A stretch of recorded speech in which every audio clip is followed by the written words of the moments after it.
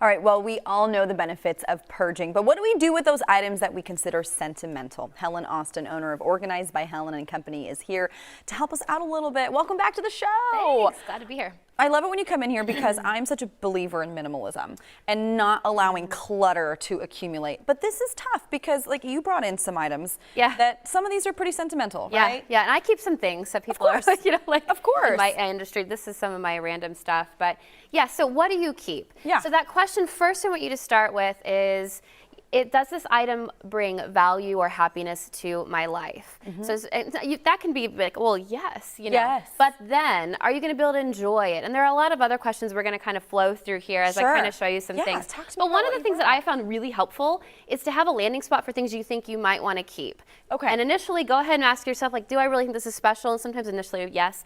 I have one of like these containers in my closet and in my kids' closet, so things can kind of just group. Now, it's like a maybe container. It's a maybe container, exactly.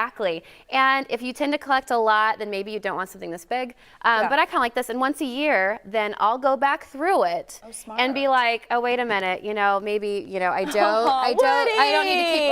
Well, he may or may not be, you know, like a reject. But when you go through it again, especially like your kids' stuff or items you're like you don't remember. I've had things where I'm like, I don't even know why I put this in here. Why did I think that this was going to be important? So it's like a second culling that's really great. Plus, then you'll have an idea, maybe I should just donate this item. And one of the things that people I think fear is that maybe a nice item that's not going to get used, but they'll get a second life.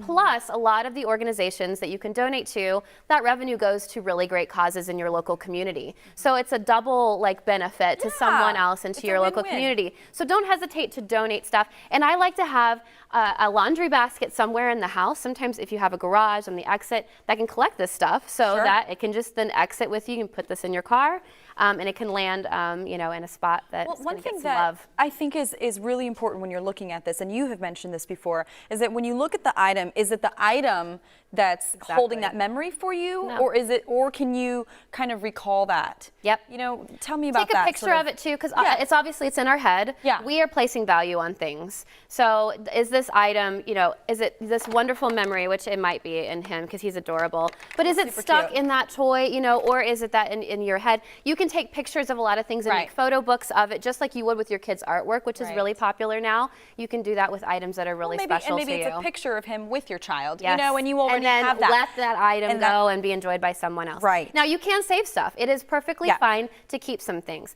One of the things people don't ever think about is, can it actually store safely? Elastic breaks down. Sometimes things get odors too. I've opened boxes with clients as we're trying to downsize later, and it's like, oh, this didn't store so well. So really consider that. Colors will fade too, and an item may not be donatable later, and it better get life elsewhere rather than ending up in a landfill because it's weird now. And that's a good example of this right here, because these are items that they can keep safely, and you want to make sure you put them on display. Yeah, so this is one of my clients. We found all of his Boy Scout stuff in his childhood storage of items, and he had it all framed. And this was a really special, important part of his life. And so now this is actually enjoyed. Rather than ending up in your storage somewhere, then this is actually going to be loved. And then if you are going to store stuff, just make sure you use clear plastic, medium, locking lids, and label a lot. You can over label on the stuff because more than likely you aren't ever going to go back into it. You're not going to want to have to open it. No. Well, those are all some really great tips. And if you would like some more organizing tips from Helen, of course, we'll have a link on kclive.tv later on today. And thank you so much for sharing and being on the show again.